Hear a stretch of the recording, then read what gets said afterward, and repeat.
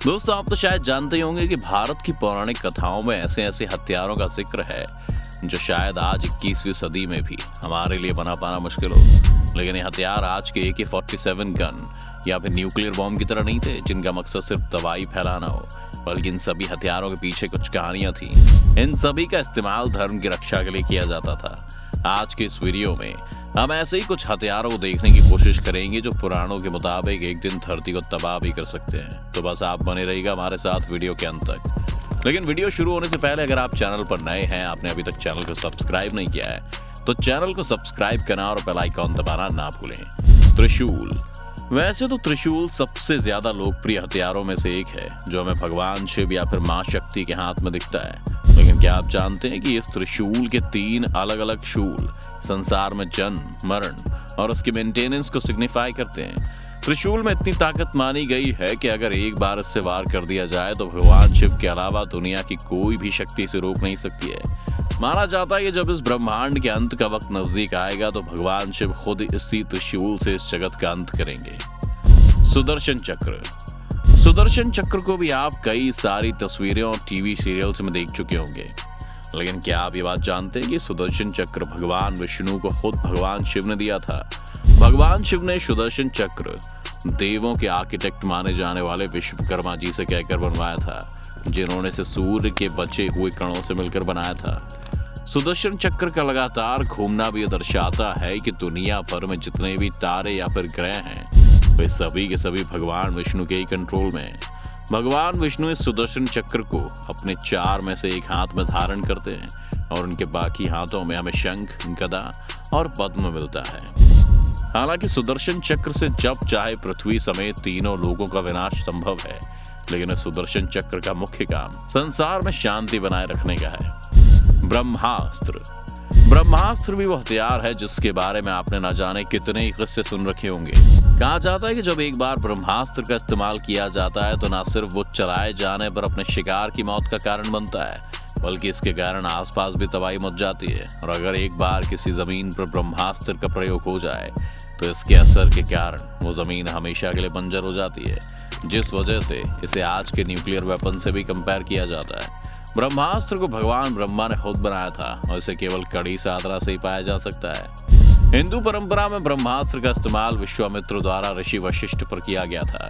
इसके बाद भगवान श्री राम ने इसका इस्तेमाल रावण के खिलाफ किया था और आखिर में महाभारत के धर्म युद्ध में अर्जुन ने इसका इस्तेमाल गुरु द्रोण के पुत्र अश्वत्थामा के खिलाफ किया था। ब्रह्मशीर्ष अस्त्र। आपने ब्रह्मास्त्र के बारे में तो सुन ही लिया, लेकिन एक हथियार वो भी था जो ब्रह्मास्त्र से भी 4 गुना ज्यादा ताकतवर हुआ करता था। भगवान ब्रह्मा द्वारा बनाया गया ये 4 मुखों वाला हथियार 4 वेदों को ध्यान में रखकर बनाया गया था और सही मंत्रों के जाप से इसे धारण किया जा सकता था, जो आखिर में ऐसी तबाही मचा सकता था कि इससे देवता भी काम जाए। पुराणों के मुताबिक जब इस अस्त्र का इस्तेमाल किया जाता है तब आसमान से अग्नि के रूप में बिजली गिरती है और हजारों उल्कापिंड जमीन की तरफ गिरते नजर आते हैं, जो पूरी पृथ्वी का विनाश कर सकते हैं। एक बार चलाने पर यह अस्त्र कई वर्षों तक लगातार इसी तरह की तबाही मचा सकता है और अंत में वहां कुछ भी नहीं बचता।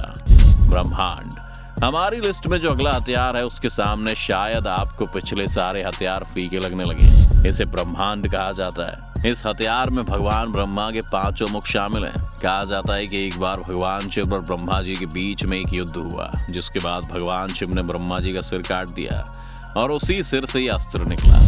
पुराणों के मुताबिक इस अस्त्र का इस्तेमाल जब किया जाता है तब समुद्र का पानी उबलकर सूख जाता है और बड़े से बड़ा पहाड़ दबकर समतल जमीन में बदल जाता है और सभी कुछ इस तरह जलने लगता है कि आखिर में सिर्फ राख बचती है। इस अस्त्र का इस्तेमाल ब्रह्मास्त्र और ब्रह्मशीर्ष को रोकने और निष्क्रिय करने के लिए भी किया जाता है, क्योंकि ये दोनों से ही ज्यादा ताकतवर है। रुद्रास्त्र।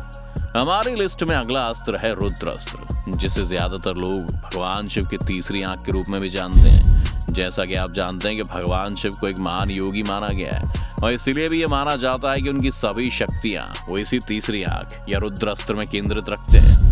हमारे लिए अच्छी बात यह है कि इस रुद्र अस्त्र को केवल भगवान शिव ही अपनी मर्जी से इस्तेमाल कर सकते हैं और ये तो शायद आपको बताने की जरूरत नहीं होगी कि जब भगवान अपनी तीसरी आंख खोलते हैं तो विनाश होना लगभग तय है। इसलिए माना जाता है कि शिव की तीसरी आंख का खुलना ही संसार के अंत की शुरुआत का पहला और आखिरी स्टेप है, क्योंकि इसके पार आप कुछ देख या जान नहीं सकते।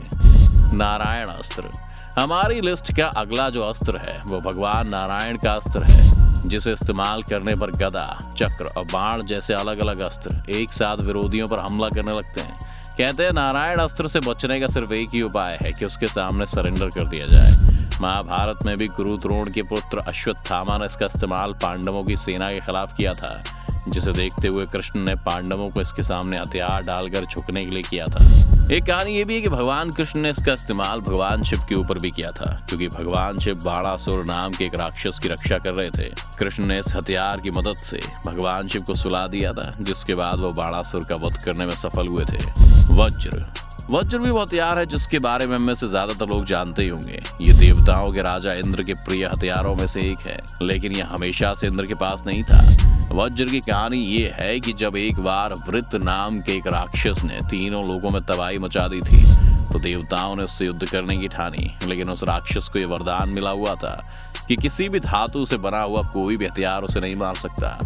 इसी वजह से सभी देवता धरती पर ऋषि दधीच के पास पहुंचे थे।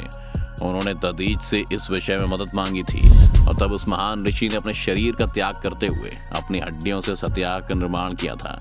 इसीलिए हिंदू परंपरा में इस वज्र को सिर्फ विजय के लिए नहीं बल्कि त्याग का भी प्रतीक माना जाता है। तो दोस्तों, ये थे हमारे पुराण के वो हथियार जिनके बारे में कहा जाता है कि वो तीनों लोगों को खत्म करने की क्षमता रखते हैं। अगर इन हथियारों में कोई हथियार मिस हो गया हो तो आप हमें कमेंट में लिखकर जरूर बताइएगा। उम्मीद है आज की इस वीडियो से आपको काफी कुछ सीखने को मिला होगा। अगर आपको ये वीडियो पसंद आई हो तो इसे लाइक करें, और अगर आप इस चैनल पर नए हैं तो जाने से पहले चैनल को सब्सक्राइब करना ना भूलें।